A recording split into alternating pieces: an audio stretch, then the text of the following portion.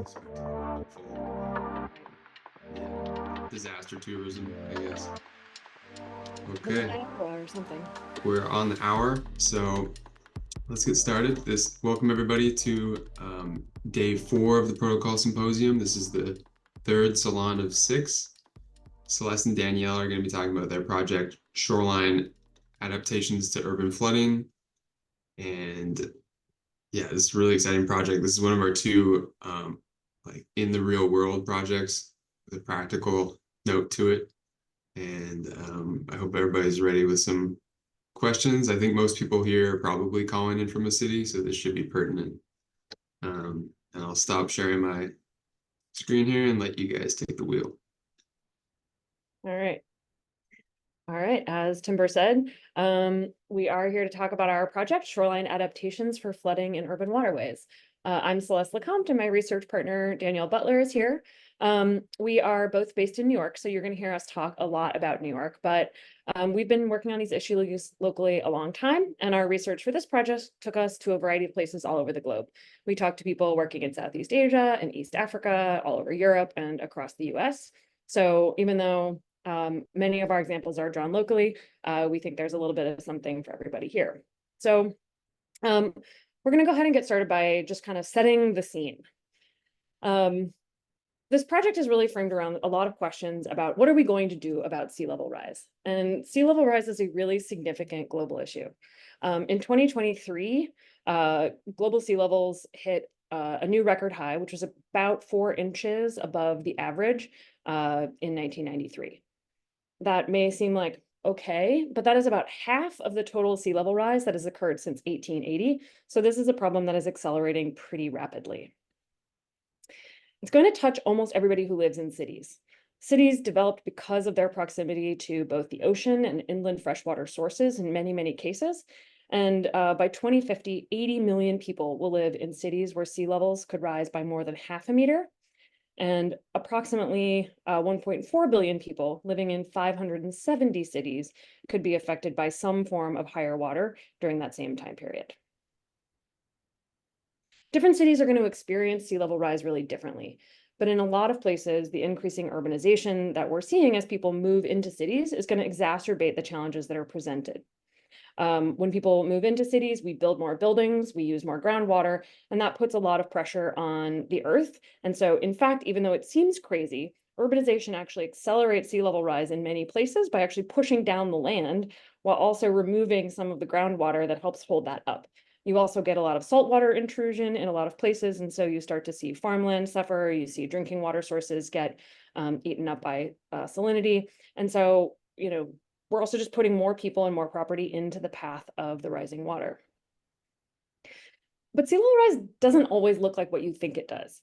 It's actually just flooding. The severity and the frequency and the range of places that are going to be seeing flooding is increasing. And for any particular location within any particular place, it can actually be kind of hard to know, has the sea already risen where I am?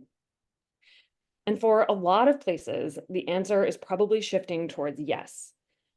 This is already happening right now. This slide is actually one that I just put together because these are news stories from one news site, PBS, in just the last 2 weeks. Every one of these stories about a major flood in a different place all over the world is happening right now. High tide flooding is increasing by huge amounts all over the world. And this photograph on the bottom right-hand corner is something that a friend of mine took yesterday, just a few blocks from our apartment. And what you see is a brand new development being flooded at the ground level just because there was a big full moon. So this is like a very real issue that many, many cities are going to be dealing with. And there's a lot of work that's going to have to go into how we approach this, but even the global experts, the Dutch, are a little bit stumped about how we're actually going to be able to keep the water at bay. Over the last 30 years, the Netherlands has done a huge amount of work to try to increase its ability to deal with rising seas. And so now they say that currently their work has gotten them to a place where they are adequately protected through 2050. But all of that work in the last 30 years allowed them to deal with just 40 more centimeters of sea level rise. and they are predicting 84 centimeters of sea rise by 2100. So this is a really significant issue that even sort of the best of the best are confronting a moment at which we need to have new solutions for this kind of work. The good news is that there are a lot of different ways of living with water. These stilt houses in Bangkok are examples of a historic way of living with water that has been modernized with city services like drinking water and trash collection. Homes and stores and social spaces and temples are all present in this neighborhood on the outskirts of Bangkok. So people are already living with water in many places all around the world. And most urban centers developed along waterways to take advantage of trade and transportation, and they had infrastructure and cultures that were adapted for pulsing landscapes with regular seasonal flooding. So many of the world's most impactful cities are where they are because of the opportunities of water. It began on muddy, marshy delta riverbanks and ocean edges. And these once liminal spaces became increasingly valuable land. And their dryness was created through engineering, pumps, and in many places through the spread of Dutch methods of water management. But this dry land that we are experiencing today is fiction. So on this slide, you are looking at your connection is breaking up. Is anybody having an issue? Are you having this issue? I wonder if we're both breaking up. You guys are both breaking up a little bit. Yeah.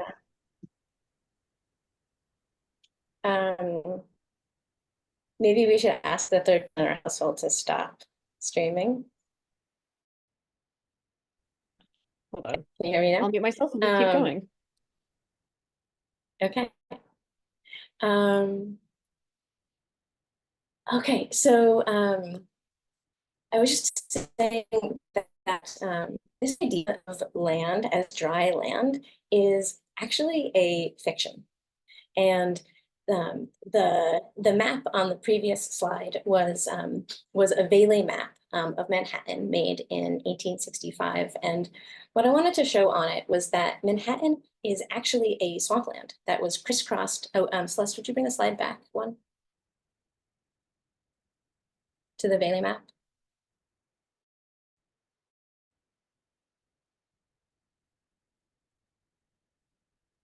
Yeah. Thank you. So what I want to show with this map is that Manhattan is or was once a swampland that was crisscrossed by streams. And those streams are not gone. They are just underneath the city in basements and combining with sewers. And the two photos on this slide are streams that flow year-round in basements in New York and San Francisco. There are examples of floating and amphibious infrastructure all around the world, and they demonstrate that water can be an asset to an urban environment and an extension of the city. Some are permanent floating, others are designed to sometimes be on land and sometimes be on water. And principles that accept flooding and water as part of life are both historic and continuously developed and improved. Amsterdam now use concrete bases that are designed to never need to be taken out of the water for maintenance, and that is often a large constraint to floating objects. So water is not just something to deal with, it can be an incredible opportunity. When we view water as an extension of the city, it can suddenly mean that we can boat and swim and have floating concerts and even order a McFlurry from a dock. And when McDonald's has a dock that you can order from, you know that there are opportunities for normalization. So why is it that so many of our plans to deal with water often look like this?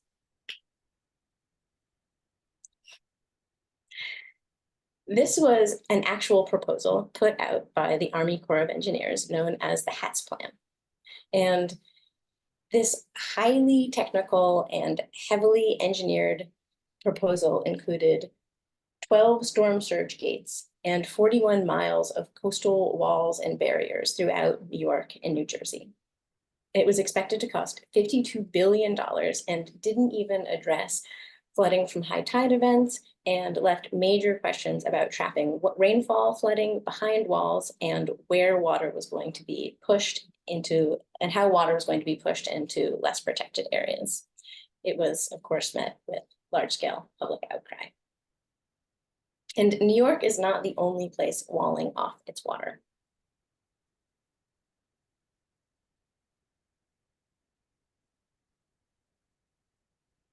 So one of the things we've talked a lot about is like, why do we get these kinds of approaches? And, the HATS plan is really a pretty cartoonish example for sure. But really what's happening is that all of our urban flooding related protocols are really about mitigating risk, minimizing risk. But it's not just any risk.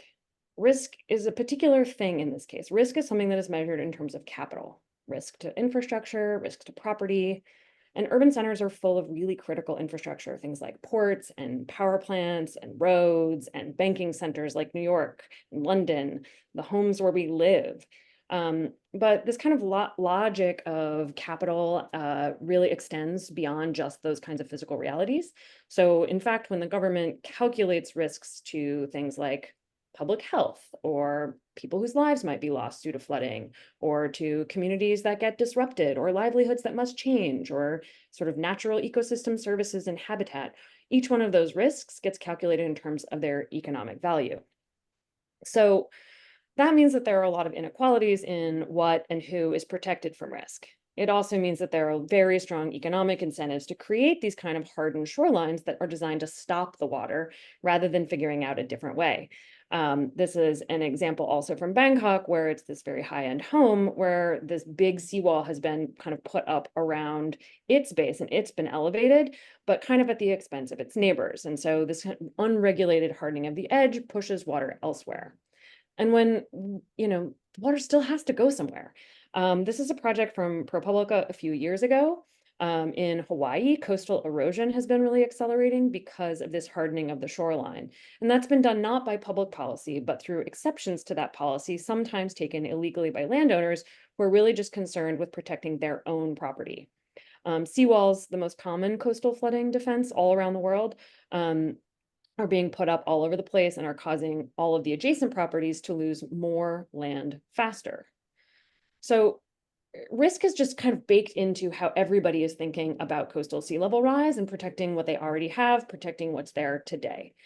But most of the protocols that do exist, including the Army Corps' own protocol, begins with saying that you need to sort of define and frame the problem. But we just keep coming up with the same problem statement, which is, how do we protect things risk? This primary lens of risk doesn't need to be the only one. So we've been really thinking about, like, where are these opportunities to see opportunity as the framing? There are a lot of newer approaches that people are taking around the world that try to bridge between risk and opportunity. A lot of green infrastructure projects are starting to see this. So this is a photograph of a location in Bangladesh, which is a big rooftop garden. In Dhaka, residents are being given a proposed 10% property tax rebate for putting on rooftop gardens like these. They help hold water out of the streets and off of the surface of the city. And they also help reduce urban heat island effects that sort of go hand in hand. So it's sort of become this opportunity to encourage kind of community and planting and doubling down on things that people were already doing to just sort of build more infrastructure that supports the city while providing green space and food and, beautiful things. There are a growing number of examples where this kind of opportunity is being focused on, some of them green infrastructure, and some of them gray infrastructure, like this kind of hardened shoreline and seawalls and bulkheads that are meant for people to live alongside that infrastructure in different ways.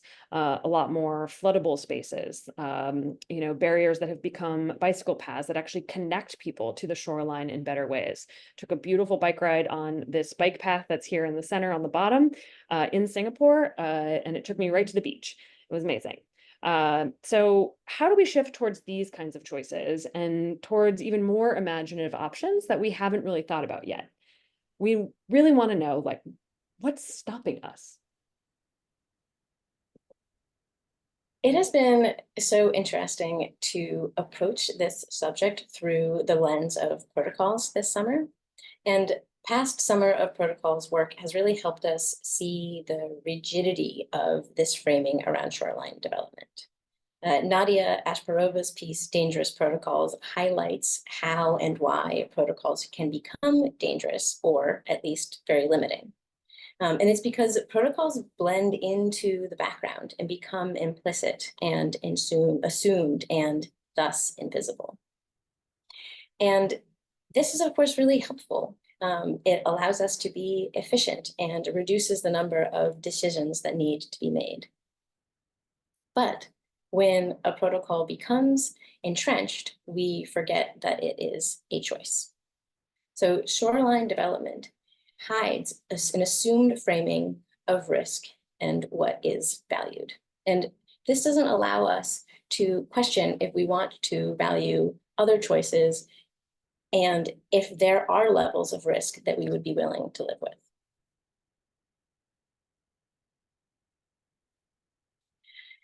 The choices embedded in the framing, in this framing, and how agencies are structured because of it, guide outcomes that only lead to a narrow set of options. This is a street end in Queens on Vernon Boulevard along the Newtown Creek.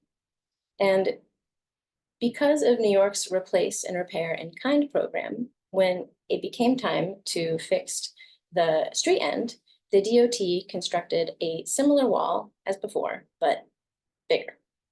And they didn't take into account the opportunities that they were missing. The proposals put out by community organizations and activist groups that proposed water access and ways to get closer to the water.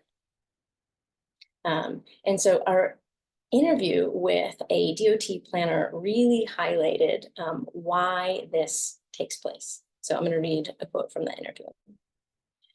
From our viewpoint at the time, we were doing the right thing. We were fixing it. We accomplished our goals to that end. But when you see it from the other side, the water access, public park, etc., there hasn't been alignment. That line of thinking just hasn't existed. That wasn't what our group was set out to do. And she explained to us that their group just had a very narrow lane and it didn't involve taking public comment or examining other ways that it could be done. So our adaptation protocols often focus on long-range and long-term planning. Current resiliency plans attempt to account for flooding in New York until 2100, meaning that we will have to live with 11-foot barriers now. And so that focus on long-term risk makes us miss present opportunities. And it makes sense why we do this. The longer-term view is seen as the moral good, and doing so is cost and resource effective. But when sea level rise planning focuses on risk mitigation in the distant future, we become closed off from other social and physical opportunities like more access and integration with our harbors now. When we're separated from the water, that separation gets codified into behavior, and it sets a standard for disconnection. Our behaviors are guided by our infrastructure, and that sets our expectations for what is possible. Culture and infrastructure becoming a loop that justify one another. And that framing at the heart of planning protocols for cities is about protecting known uses and existing infrastructure. In New York, because of historic pollution beginning with the Industrial Revolution, the public stopped interacting with the water. And so because of that, there is a standard of disconnection. This park in the upper right-hand corner is Domino Sugar Park, and parks like this and Domino have enabled people to get closer to and enjoy the water's edge. However, a few years ago, when somebody fell over the edge, there were no ladders to reach them, and there were no life rings to throw, and that person drowned. And that, to me, is a demonstration of water and land, that separation becoming so complete that we forgot that this park existed on the edge of water. So how can we disrupt this loop? So Drew Austin's Protocols Don't Build Pyramids is another resource that we drew from past Summer of Protocols work. And he suggested that the most fruitful place to engage with disruption was in the person scale, the cultural scale. If the infrastructure is rigid, how can people interact with it in new ways that enable new patterns of interaction that can impact that next phase of upcoming development?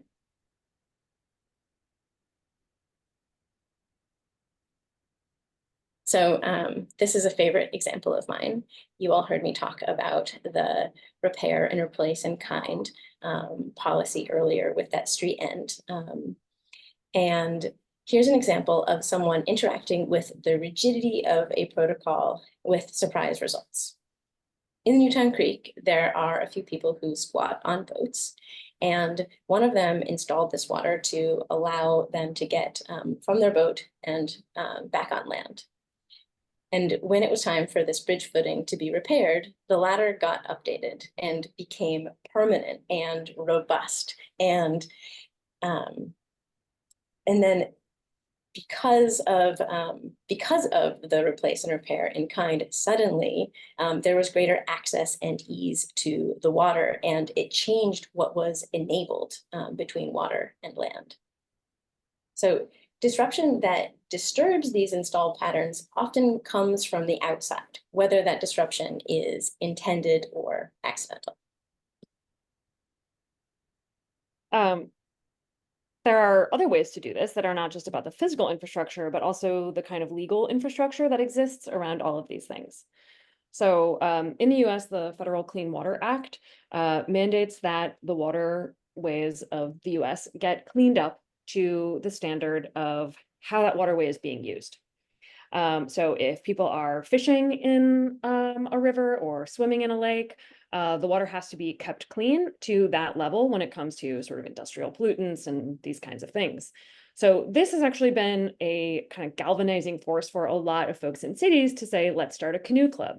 I am a member of one such club here in New York City, and we often use it as a way to say, like, if we use it, you have to clean it to the standard that we're using it. So now there's a pressure for what's called secondary contact on the waterway that's closest to my home because of the use of people like us. But there are some people who take it even further, because we would really love for a lot of these waterways to be cleaned up to a standard for swimming. But primary contact is a really scary thing to do. However, there are a handful of people who are brave souls and do this to show that, like, this is a place we could do this. Ludger Ballen is a fellow who used to do a lot of work in my neighborhood, also works up in Harlem, and he goes scuba diving in these filthy waterways. Another fellow locally who does a lot of this work, Christopher Swain, does it to raise a lot of awareness and advocacy by swimming in these canals. These intrepid souls oftentimes get sick, but they in fact do help continue to move the needle and ensure that the water is clean enough for us to use locally. And I sort of love this, that like you can get the system to do what you want it to do just by doing the thing you want it to do. It's a great example. So these attempts to influence the system from the outside can only go so far. We need to disrupt the larger pattern to reveal the base framing that has become assumed and how it would benefit from examination and more perspectives. And I want to be clear that examination of assumptions doesn't necessarily mean that it's wrong or needs to change, just that we should be conscious that we are making a choice and that choice should be revealed. Within the system, there are rigid norms and expectations. Well, working outside the system can enable tactics that help people see issues through different lenses and explore opportunities outside of power differentials and fear. So I wanted to tell you about a project that I was part of making. This is a concert series in the mouth of a sewer tunnel that had amazing acoustics.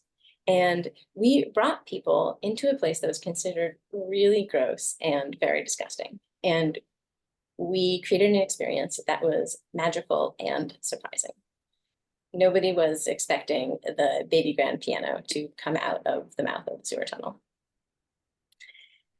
So the place that it took place was a CSO, a combined sewer outfall. And in New York, like many historic waterfront cities, the sewer system overflows and flushes raw sewage into the waterways almost every time that it rains. And currently in New York, this is the biggest source of water pollution. But when it comes to complex environmental issues, often just telling somebody about the issue that isn't very impactful. It's just one more of many overwhelming, broken things about the world. And I think that that really shuts us down. And with this event, we instead focused on bringing people to a place where they could build a relationship to that place and expand what people thought was possible and see that the water, even though it was gross, actually had a lot of beauty to it as well. We also painted a mural on the mouth of the tunnel that showed the CSO designation, the city's number for it, and how many gallons of sewage leaves it each year.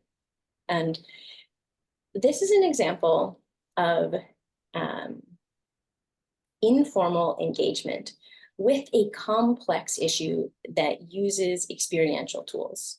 And the goal is to first create a relationship with an issue or a place. And when we care about something, suddenly we have much more capacity to consider it with nuance and complexity. So, working outside the system in these ways, like Danielle is talking about, we think one of the things that's really important about them is that they enable you to kind of break through people's expectations. And when you do that, when you get through these norms or these kind of calcified things in the protocols, like other things can happen. You get new things can be normalized. It's totally normal to canoe on a Superfund site. It expands kind of our ideas about what our standard use is, it brings in people who start to feel invested in a place because it's interesting and intriguing and sparks curiosity. And so through our work and our interviews, we started to see this space as a real opportunity. The informal to formal spectrum is something that we looked a lot at. When we were looking at sort of how the planning process works and how do we bring in fresh perspectives and new ideas, we actually started by looking at the more formal end of the spectrum and to say, how can we get into actually the real public engagement and planning protocols? It's a space that, I've done a lot of work in my professional life and thought like, oh, this could be a really cool space to work in. Can we look at how to work with, planners and the public engagement teams? We did some prototyping, but, the formal end is really hard. It requires people who are participating to have specialized knowledge about things like hydrology or the cost process for the city and how bids work and what's possible. This is the stuff that drives really large scale, serious changes and like makes plans actually happen, but it's really hard for most people to engage with. So we thought a lot about how to improve this work directly. We talked with planners about techniques and what tools they might be lacking and how we could kind of hack at it that way. We did our own work where we prototyped a kind of effort to help people better engage in a public engagement process. But we just kept being pulled down to this informal end because even though initially they seem to have this kind of less impact on the formal processes at play, we actually think it's pretty critical to improving how able we are to get good adaptation outcomes. So, the informal end of this can be like really playful and celebratory and community based. And it's, a lot easier for people to get activated and connected to an issue when they're doing this kind of work. So we wanted to understand what makes these methods of informal work, actually high impact. So we started cataloging a bunch of these approaches and projects that are trying to engage people in thinking about water. And we looked at a variety of things from public engagement sessions to projects like the sewer tunnel concert. And I'm going to try to drop a link into the chat here for folks. You can play around with our little database. It is, in fact, a kind of work in progress and a prototype. But what you'll see is that as we thought about wanting to know more about the techniques that work and what are the conditions, we started trying to describe these projects in terms of the design choices that they were making, the audiences that they were targeting, the context that they're working in, and a bunch of other characteristics. We probably cataloged somewhere in the neighborhood of 100 possible criteria that might explain the magic of some of these projects compared to things that we thought were kind of clunkers.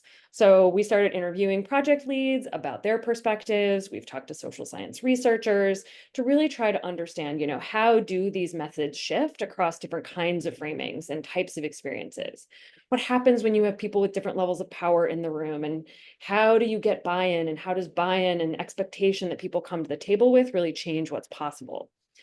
A big part of the project that we are excited about is that we built this questionnaire and we're testing the standard set of questions with people who are doing this kind of work. So we see the opportunity to have this database of projects that we're interested in, and this questionnaire is working in tandem to help us really understand how these strategies could be tools that get used at larger scales and inspire people to do more work like this. So we wanted to pull out a few of the criteria that we are excited about. And what's been so interesting is to think about these types of events and installations and instigations that we know emotionally to be very impactful, but to kind of dissect them a little bit and examine binaries and tensions. And so we want to tell you about framing of stories about space and about time. You've heard us talk about framing a lot, and how there are advantages in scope and what can expand people to new ways of thinking, and what can root people in the actuality of what is happening. So I want to also tell you about risk versus opportunity and direct and indirect framing. So we've been talking a lot about risk and the downfalls of assumed risk framing, but risk is an inevitable and incredibly important aspect of this conversation. We are talking about large changes, and there's a lot of seriously scary stuff about about this topic and what we're going to be doing about flooding and sea level rise and climate change. So we know that it can be motivating, especially when it's immediate, but when it is not immediate, sometimes there are other tactics that can be more effective. And so this 4x4 is an example of one of the opportunities of putting these features into a database where we can look at the relationship between these features. So what happens when we look at risk directly? So a news story, something that you're experiencing personally, can be part of that. Risk versus in an indirect way, like the sewer tunnel concert that I told you about, or an opportunity in an indirect way. This is a boat-in concert in Venice. And you'll be surprised to hear that Venice, which is thought of as like the capital of water cities, actually is facing a lot of similar issues to what we're facing in New York. And then there's opportunity and direct. And so by being able to name and compare these features, I feel like we're beginning to be able to see value and highlight things that otherwise have just kind of blended into a category of experiences that kind of feel like weird and artsy and fringe. Another criteria that we have found interesting is how a place is used and how that place is framed. So we've been looking at, are we using a place as expected, extending its use, or breaking expectations and really like using that as a tool to have people think like, whoa, like this is a place and how could it be used differently? If this sewer tunnel is a concert, if this river is an office with internet conductivity, what else could it be? So you're hearing the theme of breaking expectations quite a bit in our talk. Yeah, and another one of the things that we think is really helpful for getting at that is sort of what is the project's relationship with time? This is one that I've been really inspired by as I look at the things that we've been cataloging, which is that, you know, there are some projects that really think about how we interacted with water in the past, and that can really help us think about what's possible in the future. I went on a really amazing walking tour last weekend that took me to a new part of the New York waterfront and just like opened my mind to this crazy historic bridge that used to be there that I was like, wow, we could have this again. And I spent all my time thinking about this and it still had that effect. But the one that I think I interact with the most are these ones about it really helping people experience how things are now. There are a lot of misconceptions that people have about how things are today.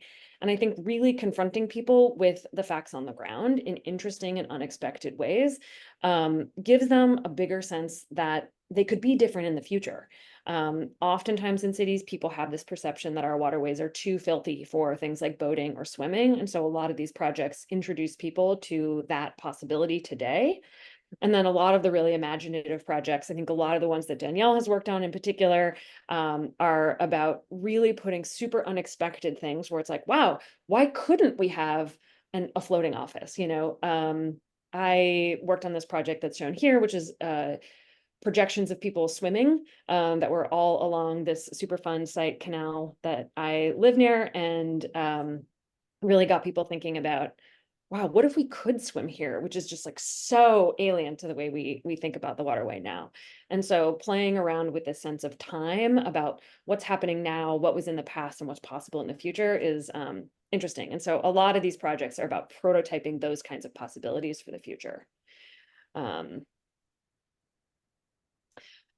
You know, and again, the sort of like ability to put these two lenses together about like space and time is a really fun one. So when you start to look at putting people in places and giving them opportunities to think about the future, you get really different answers. And one of the planners that we spoke with talked about how planning meetings are, and I'm just going to read a quote from our interview here, are often in a school or a community board or somewhere else like that. Being there at the moment of the discussion, and she was talking about being like at the shoreline in the community on the water's edge and doing like walking tours and things. Being there at the moment of the discussion in a place in different seasons at different times of day triggered really different discussions, and that being there makes a big difference to the conversations that they're having with the public about what's possible. So we're talking about a subject that is scary, and it's going to require us to face serious questions and potentially change how and where we live. So another opportunity in these types of experiences, along with games and future casting and science fiction, is that these are powerful methods of facilitated expansive thinking because they allow us to distance ourselves from fear and failure states to enable problem solving of real issues, but in a failure-free proxy world. And then they also invite non-experts to contribute and thus diversify the pool of perspectives and ideas on the table. And there are advantages and disadvantages to working in an informal versus formal space. Formal spaces have high impact, but they are arduous to navigate and require specialized knowledge. And there are expectations of decorum and what can happen there. And there is a lot of need for follow through and trust building. In informal spaces, you can break all of the expectations. You can be playful and celebratory and experimental, and they can be made by anybody. And they also have less reach. And so we're really curious, how can we create opportunities for addressing these complex issues in informal spaces, but also how can we bridge the space between informal and formal? And one of the things that has, I think, inspired us to look into these types of projects that we know and care about is our interviews that we've done with progressive planners. And we've heard in those interviews that these people were galvanized by grassroots experiences in the informal space, and then that led them to be invested enough to get these jobs and participate in this more formal realm. And that stuff is really important because, we actually know a lot about how we're going to have to do this and sort of where the really like boundary pushing and creative ideas are. And they require a huge amount of complex, creative, collaborative problem solving where people are going to have to do hard things. So this image is a bunch of places where people have made really different choices about how to make a plan for water. I'm going to talk a little bit more at length about this image on the top left, but just briefly on the top right, you have a raised village in Bangladesh. You have a building, a historic building on the waterfront that completely raised and had to like design a whole new electrical system to move all of its electrical and mechanical up above the floodplain. In the center, you have farmers who have agreed with the local water agency in the UK to allow their land to be flooded. And on the left, you have people who have taken a optional buyout program in New York City and allowed their homes to be destroyed, and they've moved elsewhere. But on the top, the Netherlands has been very progressive on a lot of this idea about really needing to get serious about moving away from places that are wet. And they had this program called Make Room for the Water.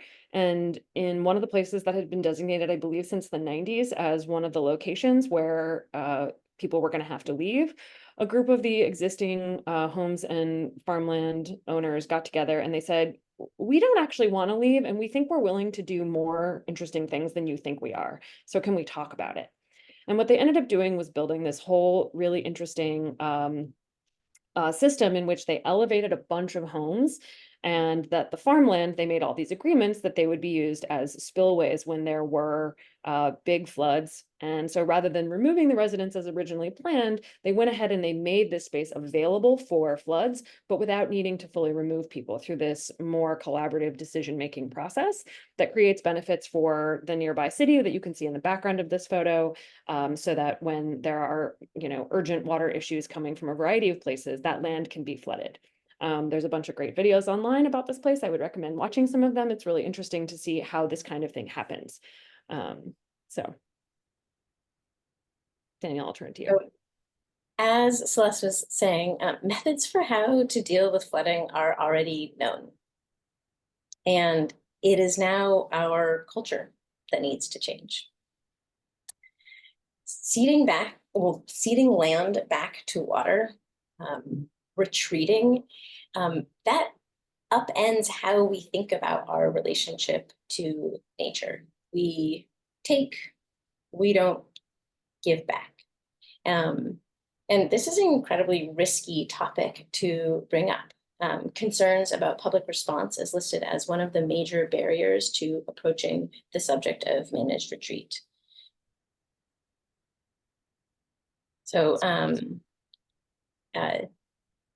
this 2x2 kind of, I feel like it exemplifies this like a little bit more by examining the strategies of coastal adaptation on spectrums of infrastructure-led approaches to integrated community-based approaches, and their relationship to protection versus adaptation. So we're very comfortable operating in the upper left-hand corner.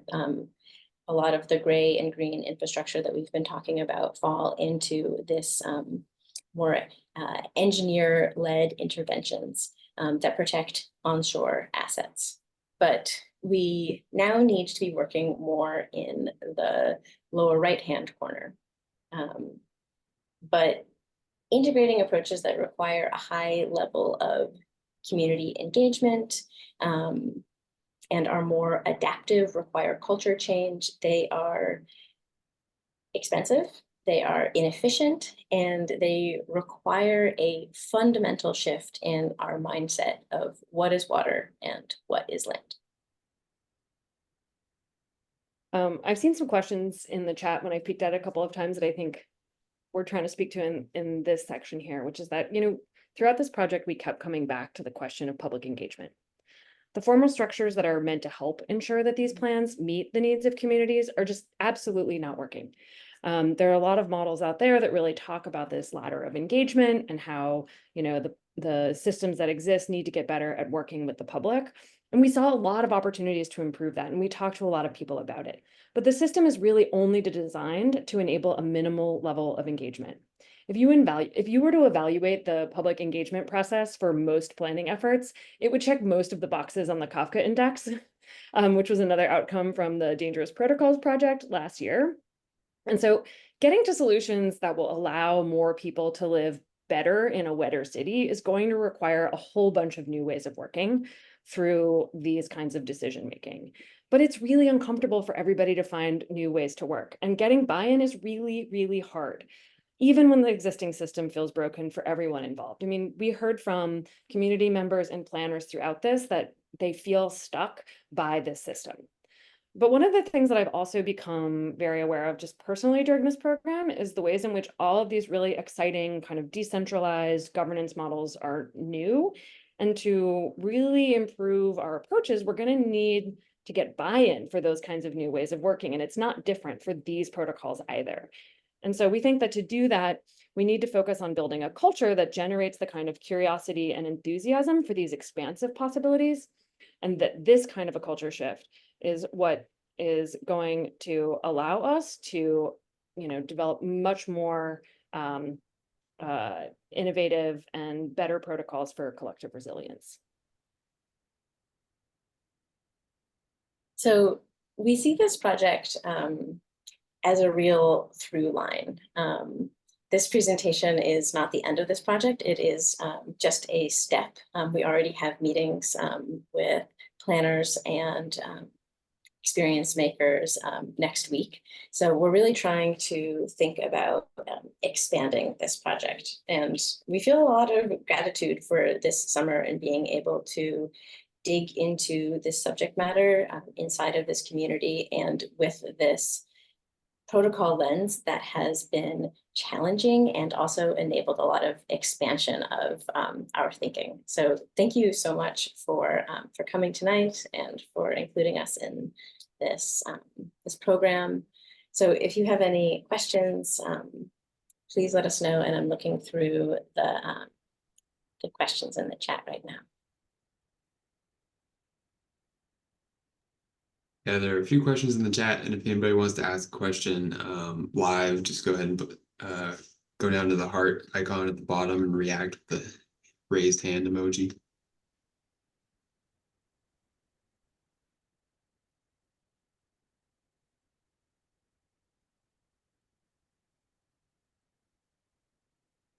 Because I have the screen share up, Timber, if you see hands or things from the chat, would you go ahead and just call them out to us? Yeah, I will. It looks like Danielle's looking for one of the questions in the chat, but okay.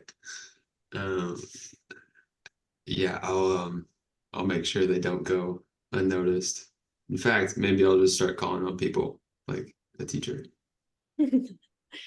I'm happy to jump in to the questions in the chat. Unfortunately, I'm going to work my way up from the bottom. So this question about public-private partnerships. We talked to people in a bunch of different positions within the planning ecosystem, both in New York and elsewhere. So definitely public-private partnerships came up. I think Danielle did an interview with an architect that I met at a conference about sort of the ways that the developer ecosystem plays a role in all of this. And I think that the problems are not exceptionally different. Everybody is sort of confronting the constraints of the system that they're working within and looking for ways to kind of break that frame and get out of it. I went to a symposium on waterfront permitting a couple weeks ago, and it was majority developers and ecosystem engineers and folks who were really working on the ground on really major projects. And they were tearing their hair out about the same kinds of problems where it's unclear what the standards are. It's really hard to sort of break and do innovative and adaptive things because the system just isn't built for that. And it's very hard to kind of get out of the box that they're working in. I'm reading this question from the chat.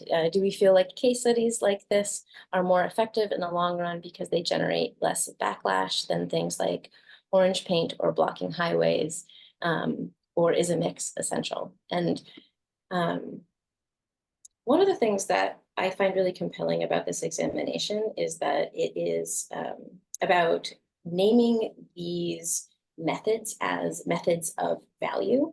And I think that putting them into this framework, we're hoping that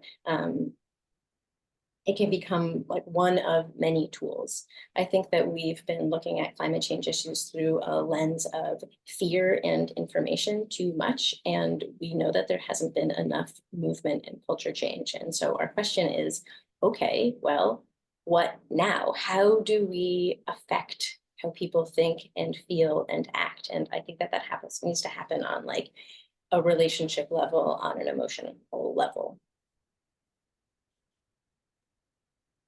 That makes sense. We had a question from Shiva. Hand went up, hand went down. If you still want to ask your question. Yeah, I can. This was a great talk, both of you. Thanks a lot.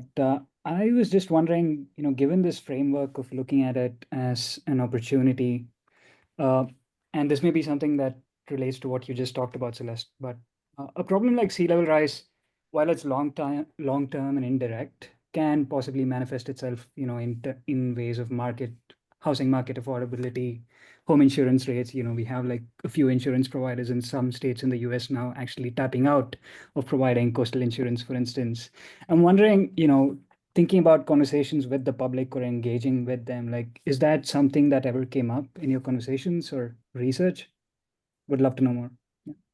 A lot. Yeah. I'll take a stab, but Danielle, feel free to jump in too, which Okay. is like, I mean, we ran into it all the time, and I personally became really interested in that, like, the housing affordability crisis everywhere in the world is an enormous piece of this puzzle.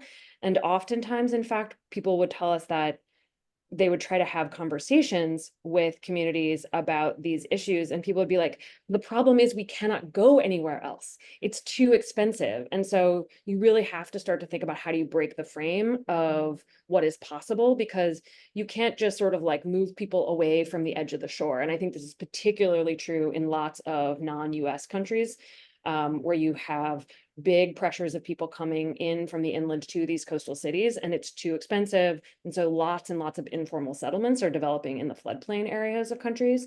And so it's certainly not just like a US problem. Yeah. I would also add that these problems can't be looked at as two separate problems. They are so intertwined, and they're only going to become exacerbated as people need to move away from water's edges. So that's one piece of it, and that I've heard from different planners that they feel like they can't really approach water concerns because people are like, hey, but first we need to talk about housing. And so we really need to embed the two conversations together. The other part of your question was about insurance, and I think that financial incentives are a really important part of this work, and insurance is a great way to do it. And I don't have any answers here. I just have a lot of like interest and curiosity, because we're also hearing stories about people who have different comfort with risk, who are accepting to live in houses that flood, that are not insurable, and are choosing to not have insurance because they can't afford to live elsewhere, or they value that proximity to water so much.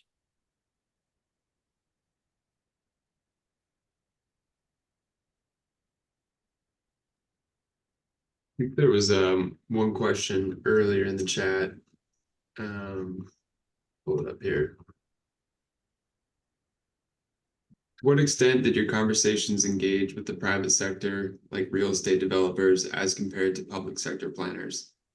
Planning is so political, it would be interesting to hear the myriad of perspectives and corresponding power dynamics.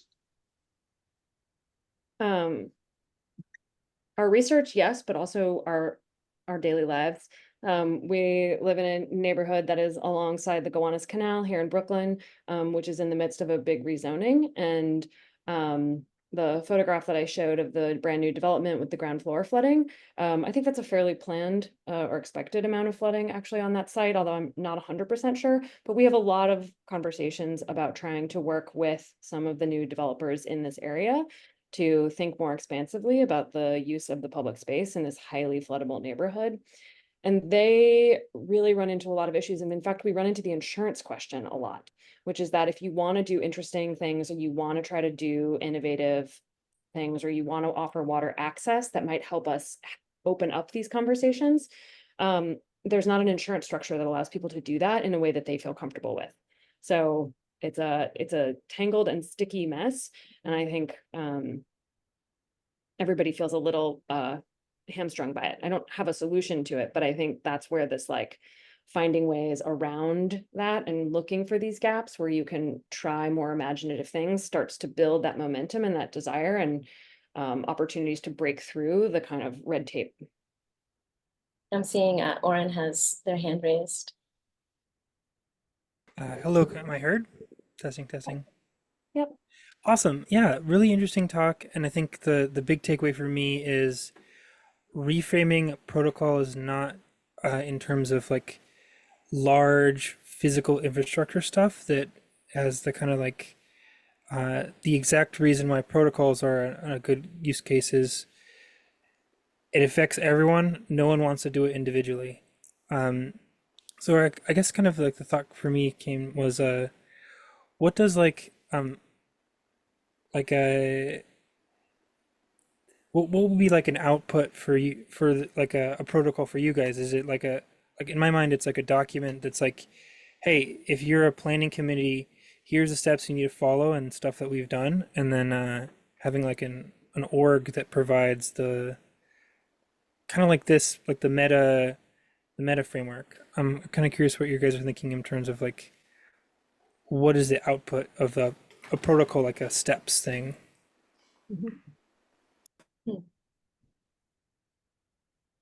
I think my my yes and to that is that inside of protocols there need to be some clear steps that have many opportunities for widening and exploration.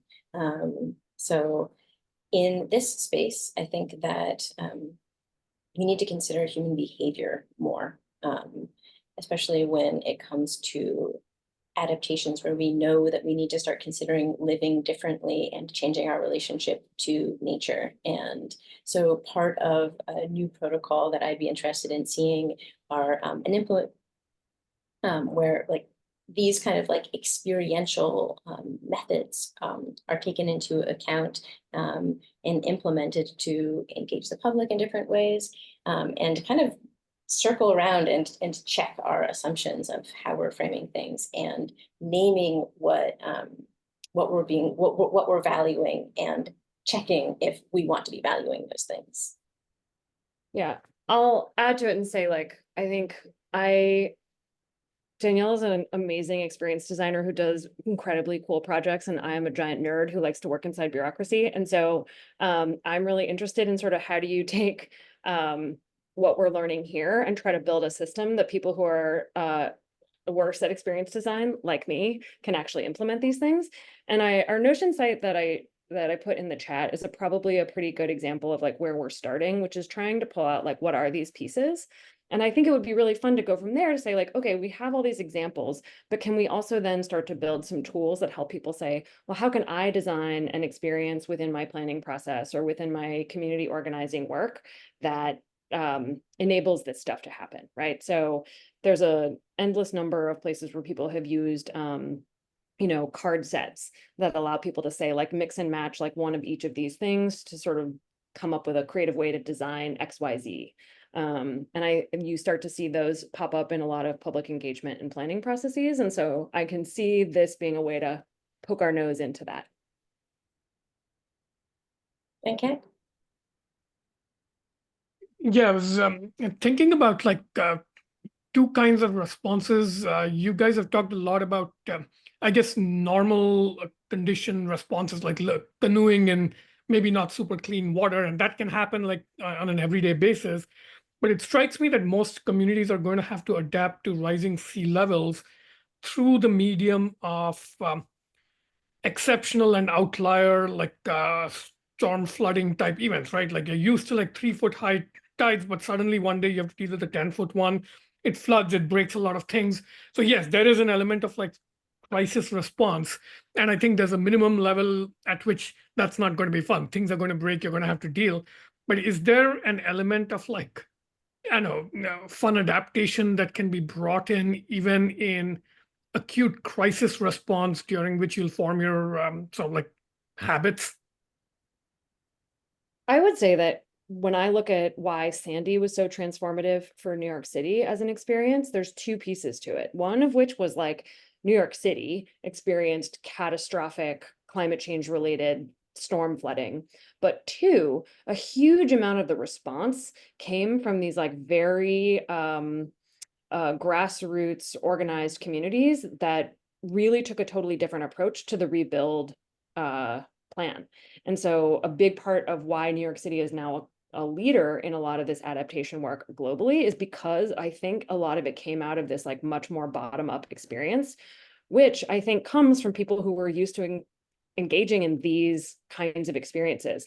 A lot of the communities that were heavily impacted are places where a lot of like artists and weirdos and folks live. And so they mobilized in that direction very quickly, faster, I think, than the sort of normal response, which, sorry, I'll say one more thing, which is like, that also reminds me of the example that we talked about with the Maori in New Zealand, was that they were much faster at mobilizing for disaster issues and then have been sort of like brought in to actually help reform all of disaster planning for New Zealand as a result of that. And so having communities that have this different perspective, this different approach, and being able to mobilize that in a moment of crisis is critical. And so we're sort of equipping people for that moment of opportunity.